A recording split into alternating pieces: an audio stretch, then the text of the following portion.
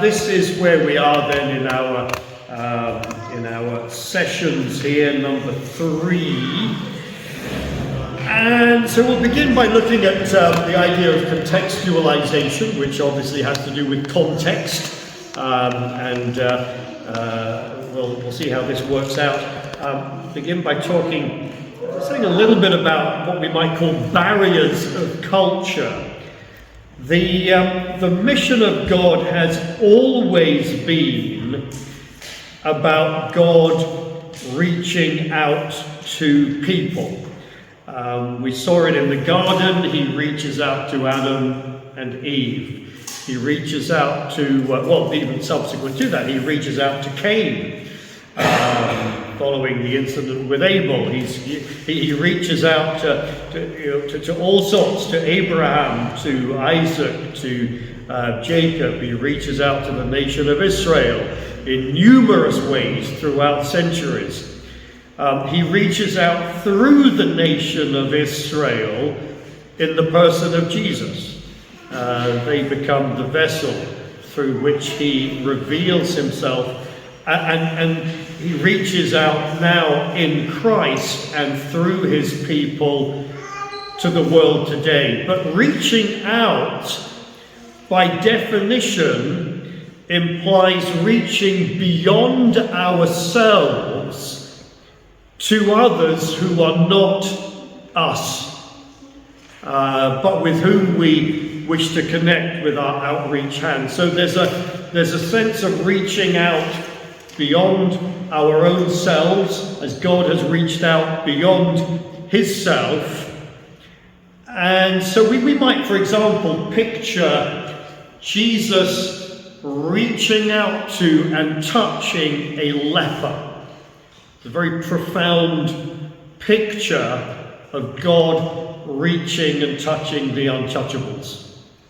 It's a very vivid image there that we might have. Luke records, while Jesus was in one of the cities, there came a man full of leprosy. When he saw Jesus, he fell on his face and begged him, "Lord, if you will, you can make me clean." And Jesus stretched out his hand and touched him, saying, "I will, be clean." And immediately the leprosy left him. So it's a very powerful image of God reaching out and touching those considered as untouchable. But this idea of otherness implies the existence of barriers. And the more barriers that exist, the more difficult it is to reach out to those who are behind those barriers. And I'm sure we've experienced that in our own lives, in all sorts of different ways, maybe largely in terms of communicating. So we'll see how some of that plays out in a bit. So one of the things when we think about reaching across cultures, I think we need to recognize the problem of culture barriers. Before we can address the problem, we need to recognize it, whatever the problem might be. As a doctor needs to diagnose an illness before they, we need to recognize the problem. So most people grow up within a monocultural context. That certainly used to be more true than it is today, but I think it's still true that most people grow up within a monocultural context. We assume that everything around us is normal. That's how we grew up within our families. We all thought, all of us, as when we were young, as children, we thought that our families were normal. I was in my teenage years when I realized that I was actually growing up within a dysfunctional family. Although it had the appearance of normality, it was actually extremely dysfunctional within. And yet for most of my early years, I thought this is normal. everybody lives like this. This is how it is. And so we've all gone through that experience of monoculturalism within a micro, the sort of microcosm of family culture. But some of us have grown up within a multicultural environment, maybe having grown up in different cultural environments, or maybe even living within one location, experiencing on a regular basis different cultural environments around us. But even that becomes our normality. Even that becomes normal to us, even if it's not normal to anyone else, of course. And so we would have a difficult time explaining that to others whose context is different. It's just normal. It's one of the reasons why international relationships are really, on the whole, often so ridiculous. Because one party is saying one thing, the other party is understanding something completely different. And that's how it is. And so we have diplomats who supposedly understand the different cultures and try to act as sort of mediators. And, well, actually, he's saying this, but he really means this sort of idea because of a familiarity with those different contexts. So it's really only when our experiences conflict with expectations of another culture that we might begin to question the normality of our own contexts. I mean, I remember doing that within my own family growing up, and I began to realize that my normal wasn't that of everybody else. And we've all experienced that within our own, however these things worked out to be. But even then, as we begin to question the normality of our own contexts, we might be tempted to think that our context is superior, especially if we are from the so-called civilized, industrial Western world. And I think we see a lot of that around us. Those of us who have grown up exclusively or predominantly exclusively within a British culture, there is something about that affects the way that we will look at other cultures. That's just how it is. And one of the big factors there is the fact that most of us are monolingual because everybody speaks English, don't they? And if they don't, well, why not? I mean, that's the kind of mindset, isn't it? So most people in Britain speak only the one language. If you come from somewhere else, you probably speak a multiple number of languages. Because that to you is normal, but the normality within Britain is very different from that. And so when one travels around the world and one sees signs in English, it's very helpful. Because they're easy to understand, even if they're sometimes not quite as accurate as they might be. But there's almost that expectation that, in fact, I remember growing up and being probably told at some point when you're in another country, if they don't understand you, then say it a bit louder. I mean, that's ridiculous, but and slower. Yeah, and well, because somebody somewhere will understand or what have you, and that. So, I mean, that's there we go. That's part of the cultural context. But generally, our context will be normal to us. It is our home context, our home culture, and that to us is normal. And as followers of Christ, our beliefs are often shaped as much by our cultural contexts as they are by the gospel itself, by the good news itself. I think this is a really difficult matter to grasp because, well, we believe what we believe because it's what's taught in Scripture, and that's hopefully altogether true, but it's not altogether true because it's determined also by the way that we read Scripture, by the way that Scripture has been relayed to us. by the way in which others around us have understood things. So it's often not until we experience or observe other Christians from other contexts, and thinking maybe here other cultural contexts, that we might begin to question, well, which bits are actually biblical, which bits are cultural. I remember years ago, in a group that met in a local grammar school, and 1 week they had to move from one part of the school to another, different room altogether. And the room had been set up with chairs. Unlike this, the chairs had been arranged a little differently. And this one brother came in, and as soon as he saw the way the chairs had been set up, he said, "We can't worship like this." And there was general concern as to why this would be the case. And the reason is because there was not an aisle down the middle. Absolute serious. This was why, So he'd be okay here, we're okay now. But there was no aisle down the middle. And we did not realize that this was an essential part of worship. I'm being, a bit naughty, but and so we said, well, why is this? And the reason is that everything is to be done decently and in order. 1 Corinthians chapter 14. And I never knew until that point that Paul was speaking about having an aisle down the middle. How ridiculous!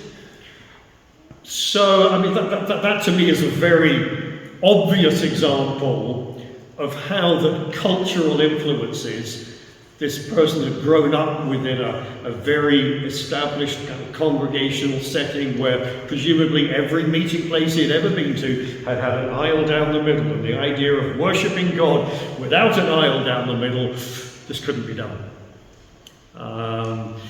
So what about other less obvious? I'm sure there are, and I'm sure we maybe think of things, and especially when we experience Christians within other cultures, we then realise, I've never thought of doing it this way. And that may even just simply be meeting with another congregation somewhere else, within the same country and within the same cultural context, essentially, but seeing that there are different ways of doing different things and all the rest of it.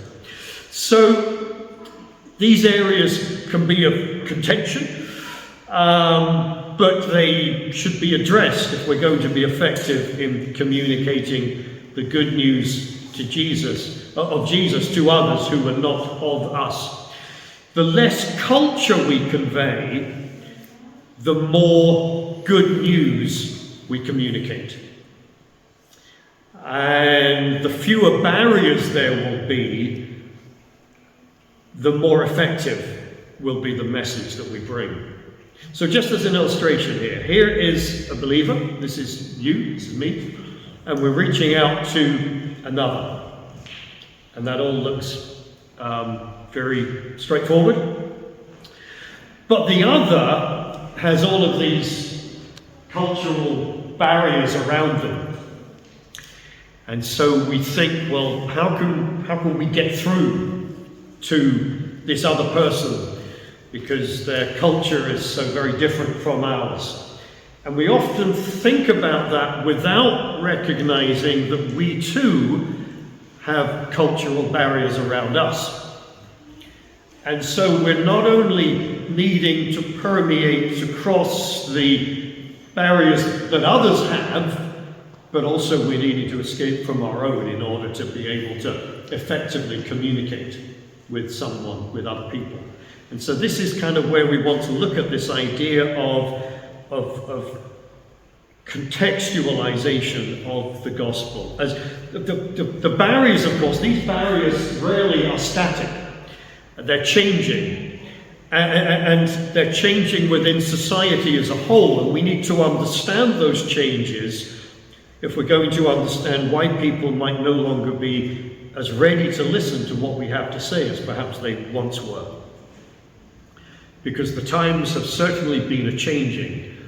And we are living at a time with considerable challenges. But I would hasten to add, I think also considerable opportunities.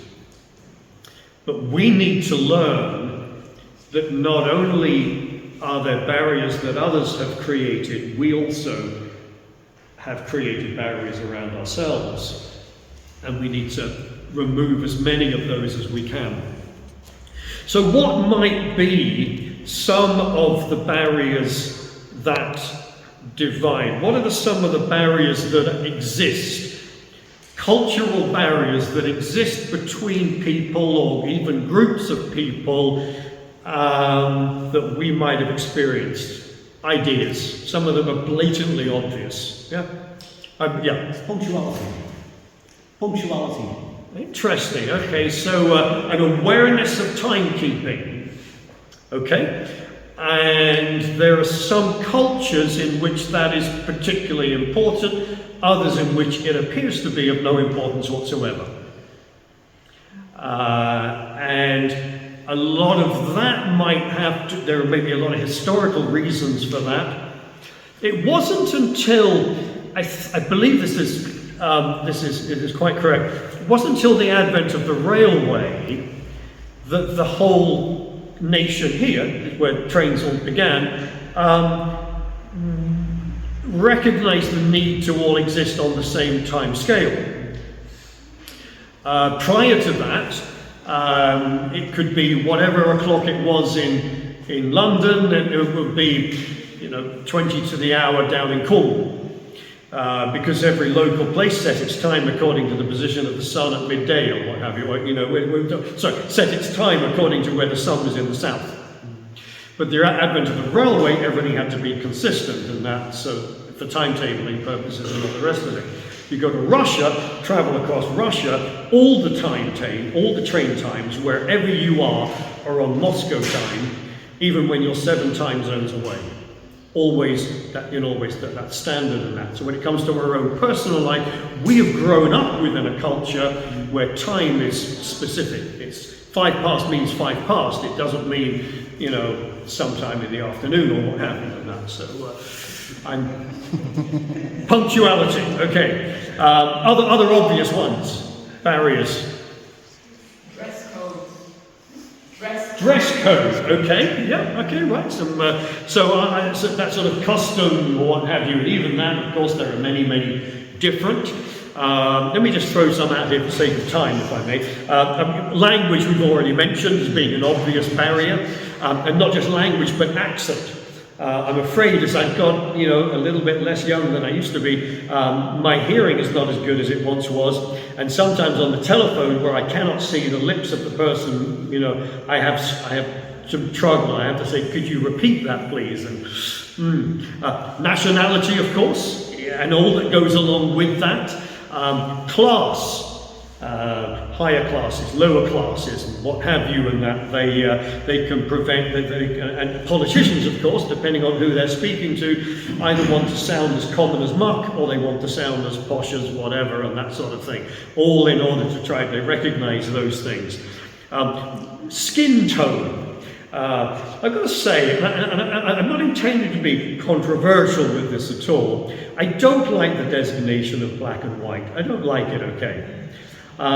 There's nobody that is black in this room, there's nobody that is white in this room, we're all different shades, and I know we could take 100 people of different shades and line them up and they'd all look the same as the one next to them, but just that you understand, okay? And I think that the designation of black and white, it is literally polarizing, and I think it's very divisive, and we are in danger of appearing irrelevant, perhaps by the way in which we say things. That maybe even what we kind of earlier sort of tribal association might appear to make us irrelevant. The way in which the established church has become a virtual irrelevance in the lives of most people. If they think we have anything to do with that kind of thing, then we obviously are out of touch and have no relevance in their lives, perhaps. And on and on and on. There are barriers that we experience that others have erected. There are barriers that we have erected around our own selves. And we just need to be mindful of that. We need to be mindful of the kind of things that people around us are asking, whether actually in words or just general. What might some of the questions have been that we were asking maybe when we first became interested in following Jesus? Maybe we would ask, well, does God exist? That's generally now understood by a significant number of people as being, well, no, it's been established that he doesn't exist, or at least their perception of God does not exist. People back in the day might have asked, why are there so many churches? I doubt if many people are that concerned about that anymore. Does that because church and what have you has become more irrelevant? People were more interested in how do we go about worshipping God than they might be. These are not the questions that people are asking today to the same degree as they were 30, 40 years ago. Does that make sense? Is that, that people are asking different questions now from what they were asking. And yet I was recently at a congregation, they had quite a large collection of leaflets, and I would doubt whether any one of them had been written subsequent to the 1970s. And because the questions that were on those, it was like, this is not what people are asking now. This is not where society is now. They're asking all kinds of different things than were asked then. What are some of the questions that might be asked today? We need to be mindful of that. Some of the questions that might be asked in different parts of the world. They might not be at all interested in why there are so many churches, but they might want to know, what does the Bible teach about poverty and suffering? They might want to know, how do we respond to witchcraft?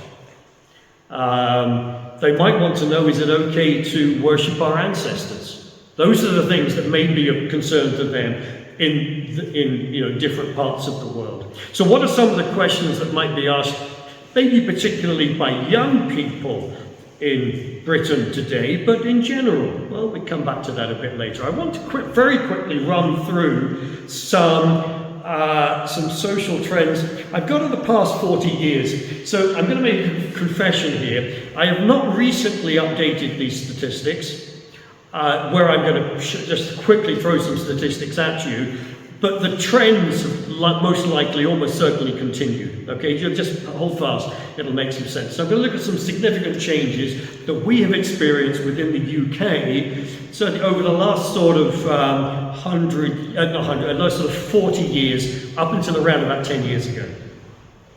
So the household composition changed drastically. And so I want to look firstly at the population of the United Kingdom. This will come as nothing new, and this goes with a projection even looking ahead to the next sort of, 5, 6, 7 or so years. We know the population has increased, and it's increased significantly since the beginning of the 1970s. Increased significantly, from the beginning of the 1990s. That's when the sort of more modern trend there began to increase. So it's a different world. Those of us that have been around long enough know that it is, it's evident in all kinds of ways. The size of households have changed significantly. This is how it looked in 1961. If you remember back to then, but if not, that is it. And this is looking at the years beyond. So this is the bottom there is the number of single people, one-person households, compared with 61. What's that, going back over 60 years now, isn't it? There were 14% single occupants, now well over a quarter. Quite significant, isn't it? To be a little sort of incremental or what have you, and then you'll see how that flows through the rest. So there's a lot more people who are living alone than was the case many years ago. This all has to do, it says something about the fragmentation of society, and that might be evident in this next chart that looks at average household size. Going from 61 down to 90, it has significantly decreased. Understand that the graph does begin at 2, not at 0, okay, but there's been a significant decrease in the average household size, although I suspect that with a certain type of demographics within certain immigrant groups that has changed. I mean, Muslim households generally have been much larger, so that may have changed even and gone a little up perhaps in the last 10 years or so, who knows. But the world around us is changing, that's the point, okay? There have been significant changes within the household composition. Employment changes have changed drastically, certainly over the last 50 years or so. The increase of mobility, I suspect the streets of Liverpool were not quite as congested 50 years ago. I know that was the case, of course. Family structures, even the understanding of what family is, has changed drastically in the last, certainly in the last 20 years. Leisure activities, the world around us has changed drastically in our own lifetimes. That's true of whether we were raised here or elsewhere. The world in which we're living now is nothing like the world that used to be. And I mentioned something of the fragmented society. The geographic dispersion. I have two children who live in Scotland, one who lives west of London. I live northeast of London.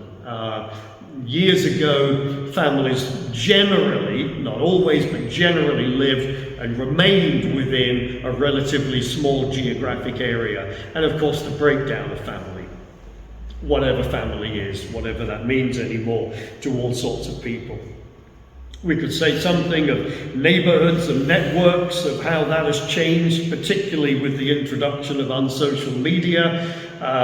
We find, and I think it's generally increasingly being referred to as such because it is terribly unsocial.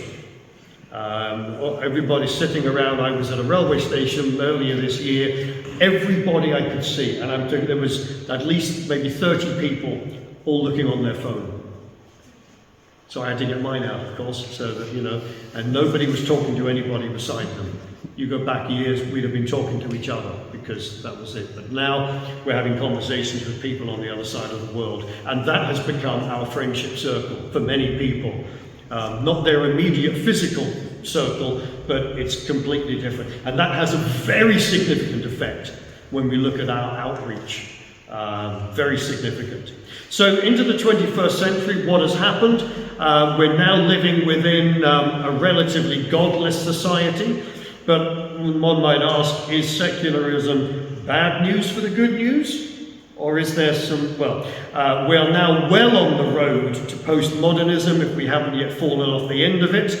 We're living in a world where barriers, boundaries, national boundaries are considered by many to be a complete irrelevance. There is the idea of this new neighborhood. Our neighborhood is not those who live immediately beside us, it's whoever we've got on as friends or people we follow on social media and that. And we're living religiously, increasingly, as far as from a Christendom aspect, within you know, the world of evangelicalism and all that brings with it, and however we may or may not fit into that.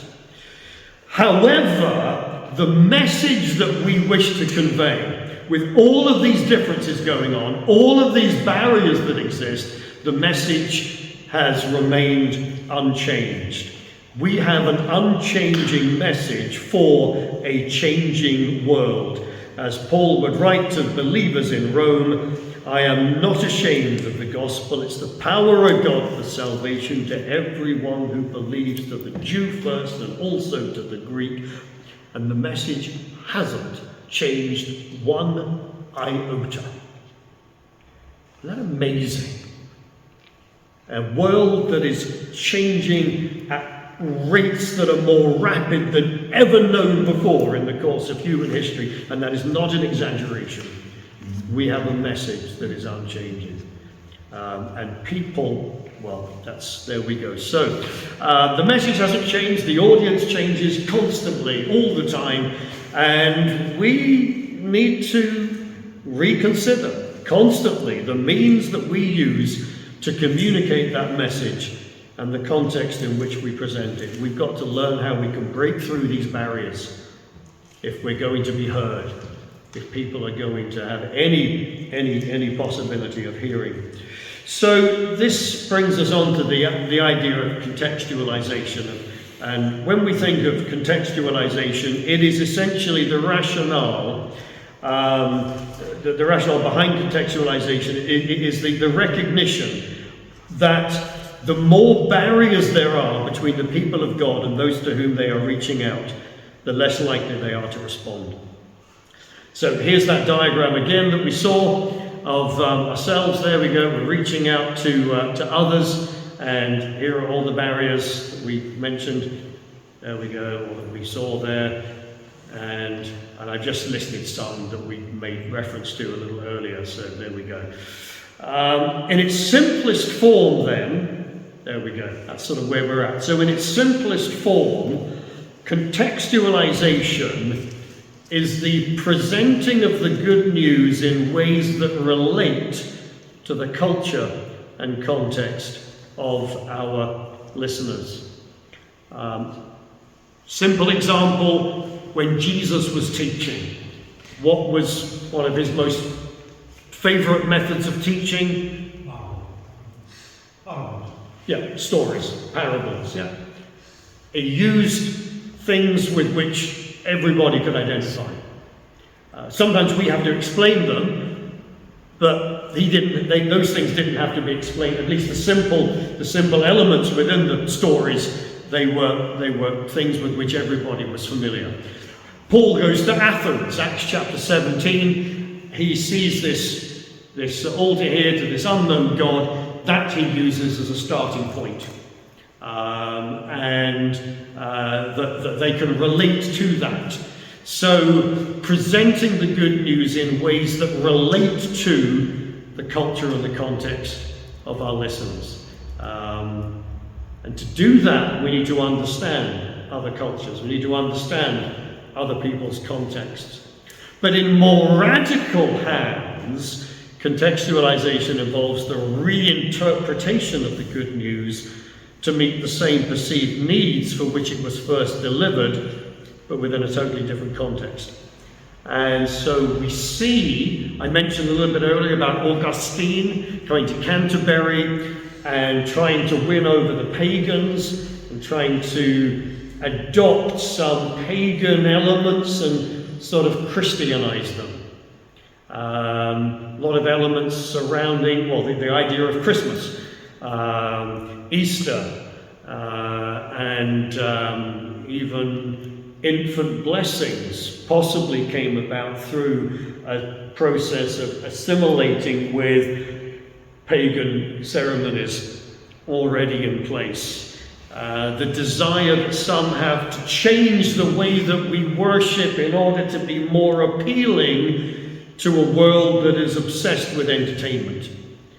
So, we've got to bring in the band, we've got to bring in just to make it seem more relevant somehow.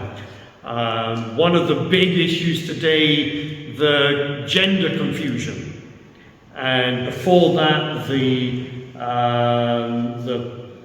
whole issues of sexuality and that, and how that many of the more well-known religious groups within Christendom have one by one sold out to the ways of the world and trying to make themselves relevant. Otherwise people won't listen to us if we're not saying the same as they're saying. But the problem is when you start saying the same as what they're already saying, they're not going to listen to you anyway. Why do they need to? Because you actually ended up without anything to offer. And so even today, there's this ongoing debate within the established church of this land concerning same-sex unions and blessings and all of those sort of things. And we know where it goes. So the acceptance of deviant sexual practices, adoption of environmental issues as somehow or other being what God is all about. I'd been into a cathedral and it looked like they were worshipping nature. In fact, that is what they were doing. And yeah, was that a... No, I'll leave it. Sorry, Patrick. That's okay, you sure? No, it's okay, yeah. If it's relevant, I'll come back to it. Okay.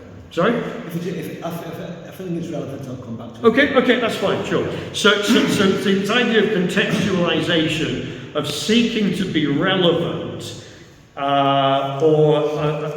then it's in its simplest form, it's presenting the good news in a way that people are able to relate to. It's not the distortion of the good news to make it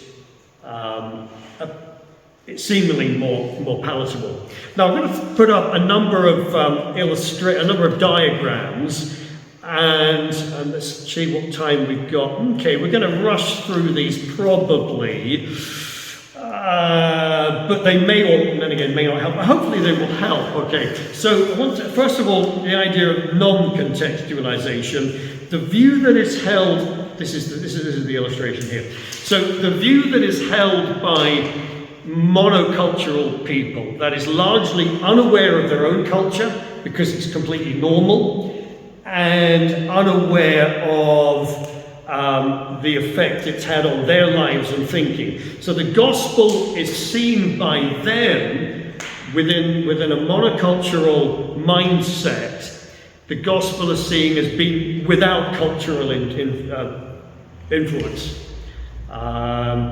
And so their gospel, their understanding of it, is equated with this is what it's all about. And so the way that we do it is the way that everybody ought to do it. Does that make sense? So this is my experience of the gospel. Because I live in this and only recognize my own culture, then everything that I see is the way to see it. It is the proper way, it's normal, and there can't be another way. So my understanding of the gospel, my practice of scripture must be absolutely right. Therefore, everybody should be doing exactly what I'm doing. Okay, that sort of mindset. And so our theology and understanding of the gospel is seen as totally normal, applicable in any situation, in any context that differs from our own. Well, it's probably inferior, and it would certainly be helped if it became more like we were. That sort of idea. This is the mindset of colonialism that was prevalent throughout 18th century. We've got, in maybe early 19th century, we have this idea, if everybody was like we are, then they could be normal. And that, of course, enabled or facilitated the spread of the English language and other languages, other European languages, also in other parts of the world. Then, the idea there's this sort of so that there isn't going to work. It is significantly problematic. Minimal contextualization, whereas we'll maintain our own cultural identity, but we're willing to make some allowances for the cultures of others. After all, they can't help it, kind of idea. Yeah? So our theology and understanding of the gospel is still seen as being totally normal, and any others, particularly those coming from what may be considered to be less developed areas, they need to sort of catch up, as it were. And so we recognize that we need to contextualize the gospel, but that must be very minimal. It's almost a matter of, we'll just simplify it so that it's more easily understood. At least our version of it is more easily understood. So in a sense, we tend to link Christianity to civilization where we are, and others as needing to come to where we are. So generally, the colonial mindset, when it began to try to make things more understandable, saw little of the other's culture that was worth preserving. I think we've come a whole sort of circle from that point now, that within Britain there are those who think that everybody else's culture is superior to British culture. And so there are those who would put down their own British culture, thinking, well, it is altogether bad. And so we find this very much within what some would call a sort of a more of a woke mindset. It's come about through a desire to try to make everybody the same. Imperial guilt. There is that idea, exactly. There is that sort of mindset. So, and what happens ultimately then, well, if we've made some mistakes, then everything we've done is wrong, kind of idea. There's that sort of illogical progression that goes on. And so, within this idea of minimal contextualization, we might sing our songs, but we'll simply translate them into another local language. I've been to a number of parts of the world and heard the same tunes, but the words have just been translated into another language. And I get that. I don't think that's an altogether good thing. Just, you know. And a lot of it, because music itself is cultural. And music is a reflection of our own cultural contexts and that. I don't know if we have time to pursue that much, but we might build church buildings. I remember there was a place in Malawi, it was a Church of Scotland, I mean, where else? And in Malawi, and it looked exactly like I might expect a building to look somewhere in Scotland. Same style. I think, I'm not even sure they didn't import the building materials. If not, they made them to look exactly the same. And it was this idea of, just of trying to make everything, trying to pretty much impose everything. So then we could talk about uncritical contextualization. From the 1930s, there was a profound shift in the field of anthropology and in missional studies that led to a belief in cultural relativism. The idea that no any one culture is correct. Or the idea that every culture is just as valid, just as relevant as any other culture. And that may be true, you know, but that was the shift that occurred just around about just under 100 years ago. And this resulted from a rejection of modernist ideas that were seen as being arrogant, oppressive, colonial, you know, in favor of more postmodern ideals in which all cultures are valid, all cultures are true. And this led to a radical contextualization of the gospel to make it more understandable and easily followed. So you can see here the idea of breaking through into another culture and in so doing completely changing the shape of the message. That sort of idea. Then this in turn leads to, in further development, if I think we can do this, there we go. So in turn, when many returned to their former cultures, they saw in these, they saw their former cultures in the same light, and they were shocked. It was sort of a negative culture shock. And they were shocked at the uncritical contextualization of the gospel in Western contexts, because the gospel had become part of the culture, not an outside countercultural community. And this is particularly evident within some of the, what we might call more established churches. That the gospel had become essentially, as far as, you know, this place is concerned, it had become very British. And this westernized culture